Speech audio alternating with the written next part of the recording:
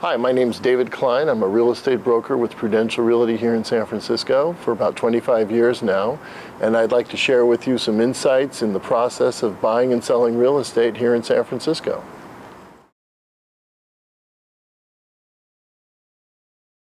Hi, let's talk a little bit more about which agent you should work with in the home buying process. Some people think that it could be a good idea, and sometimes it could be, to work directly with the agent who's also representing the seller.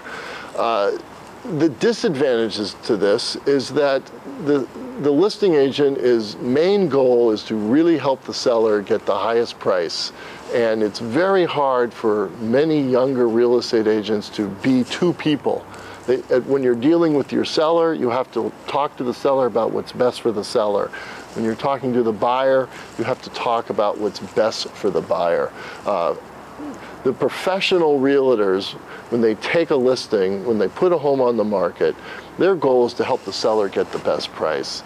Some buyers have the erroneous idea that if they can go directly to the listing agent, that agent will be willing to help them get a lower purchase price.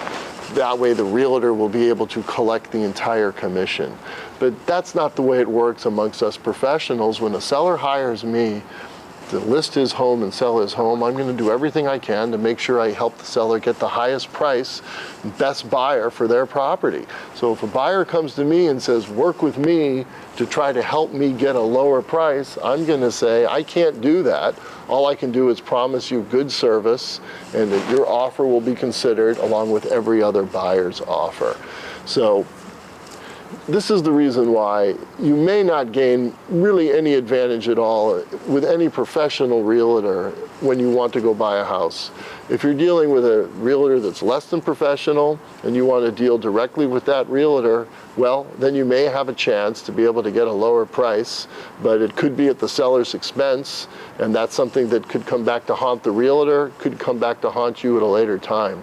So for almost every transaction, most people prefer to have an agent who's representing them to help them understand the entire process, help them understand exactly what's going on, then that way they can make informed decisions about what price they want to pay and how they want to proceed, and knowing that the difference in the commission is not the issue. The issue for the seller is to get the best buyer, usually the highest price, and most sellers are happy to have agents represented by have the buyers represented by other agents. The sellers really don't care. They just want to make sure that they get the best buyer. So that's that. Thank you.